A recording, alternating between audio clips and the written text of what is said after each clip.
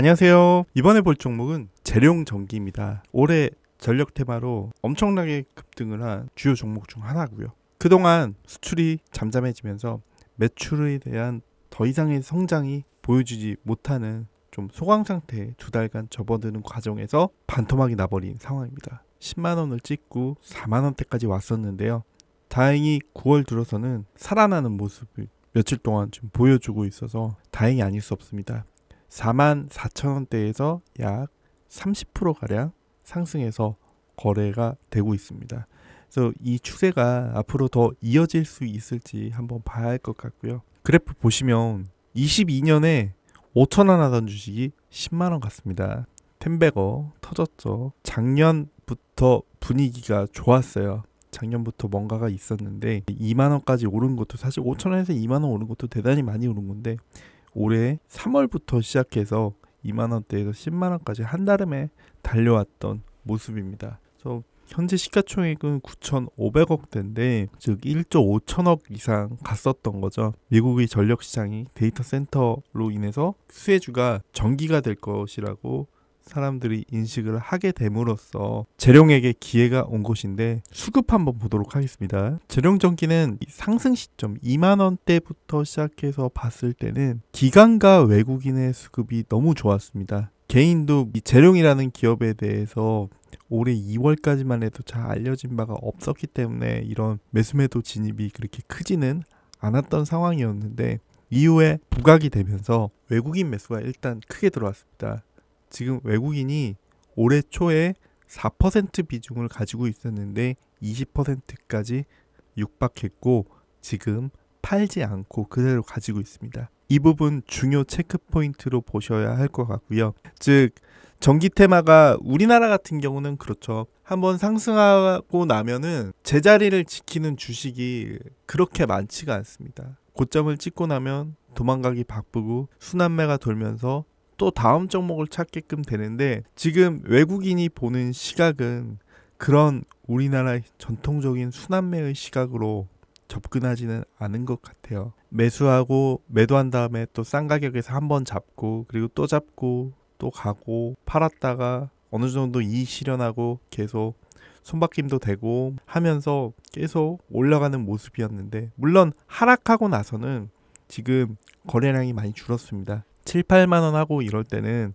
많이 큰 거래들이 보였는데 지금은 좀 죽어있는 모습이다 거래량이 라고 볼 수 있겠고 전력 테마가 지금 주요 테마 중에 하나는 현재는 솔직히 아닙니다. 근데 우리는 그럴 때 사서 기다려야죠. 개인이 할 수 있는 건 그거 하나입니다. 존버하는 거. 기관 같은 경우에는 이 이슈가 알려지면서 역시 빠르게 들어와서 매수매도를 하면서 똑같은 행태를 보이다가 현재 역시 정리를 어느 정도 하면서 좀 주춤해진 모습입니다. 지금 누가 주도다 라고 말하기는 조금 어렵지만 그래도 외국인 매수가 견고하게 물량 흐트리지 않고 버텨주고 있기 때문에 이거를 외국인을 보고 매수 관점에서 보시면 어떨까 싶습니다.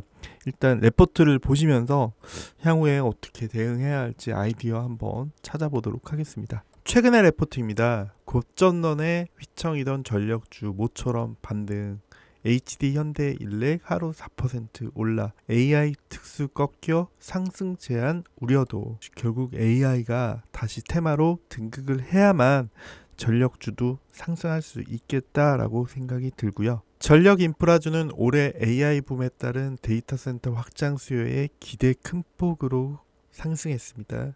엔비디아의 주가 상승에 제동이 걸리기 시작한 7월부터 조정이 시작됐고요. 어닝 서프라이즈를 연속으로 기록했지만 시장의 높아진 눈높이를 만족시키지 못했고 그쵸? 눈높이가 올라갔죠.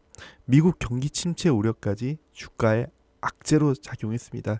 재룡전기의 경우 주가가 고점 대비 50%가량 하락하기도 했습니다. 근데 이때 시점으로 엔비디아 주가가 9일 3.5% 상승하면서 미국 전력 인프라주도 동반 상승했고요. AI 기술이 반도체뿐만 아니라 다른 업황 개선을 이끈다는 전망에 타 종목도 올랐고요. 엔비디아의 대세 상승장을 점칠 수 있는 상황이 이제 9월부터는 아니기 때문에 전력 인프라주의 반등도 제한적일 것이다 라는 우려가 나오고 있습니다. 여러분들이 재룡전기를 보실 때 지금 주가의 꼭지가 7월 11일이었다는 점에 주목을 하셔야 됩니다. 왜 10일도 아니고 12일도 아니고 11일이었을까?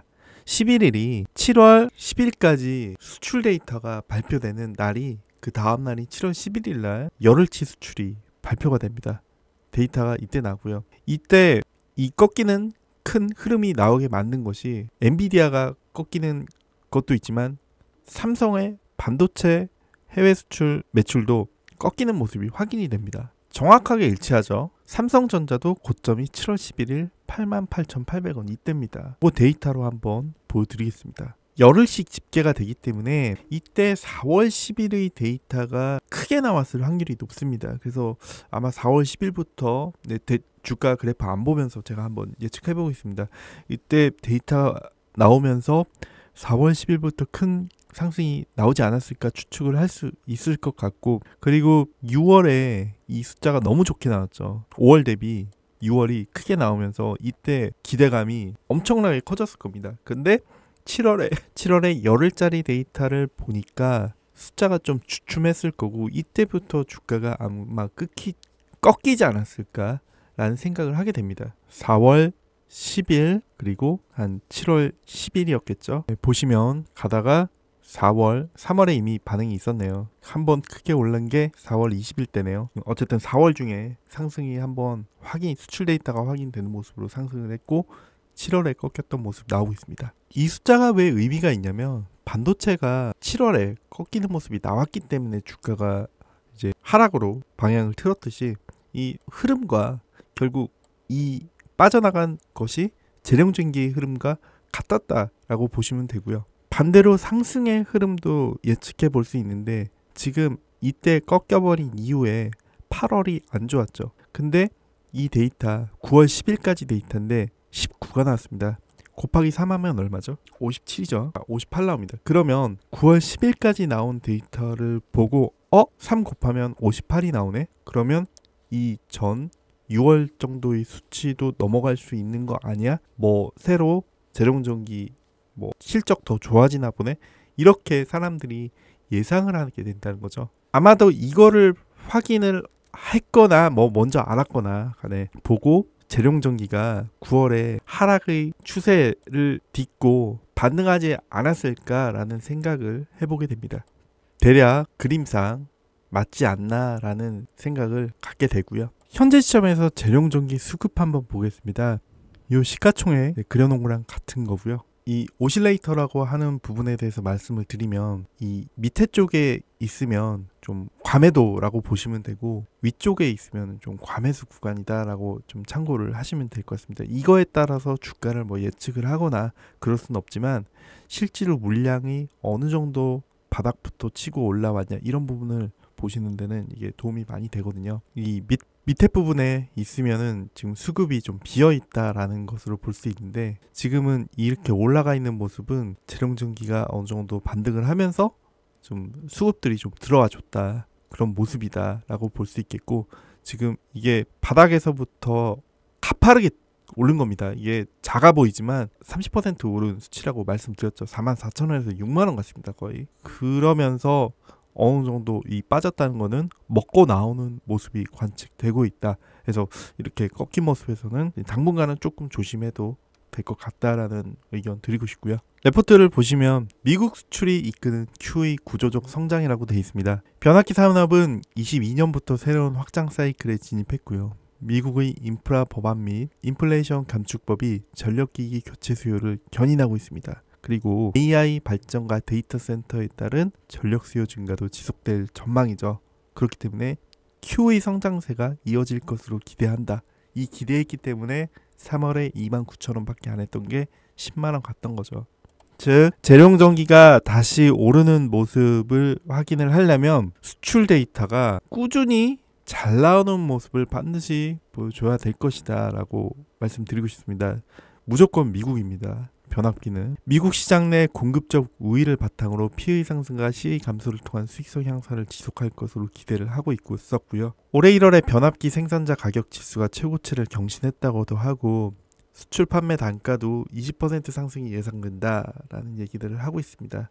또 비용도 절감하고 있고 호재가 많았어요. 많았으니까 주가가 반응을 했었겠죠. 이 그림이 한국 변압기 수출 금액, 수출 물량 그림인데 22년을 지나고 23년을 지나면서 24년에 아마 큰 막대가 서 있을 겁니다. 근데 우리가 이 주가를 볼 때 봐야 되는 거는 이 월별 데이터가 어떻게 이게 주가가 상승하는 과정에서는 이 막대 그래프 뭐 조금 한 10% 줄어든다고 이게 이 기업이 죽고 못 사는 건 아니지만 기업이 먹고 사는 데는 이 막대 그래프의 길이가 그렇게까지 중요하진 않아요. 하지만 주식은 이 꿈을 먹고 사는 거기 때문에 계속 이 막대의 성장이 이어져야 됩니다. 그런 면에서 지난 엔비디아가 하락했던 이유도 바로 거기에 있었던 거죠.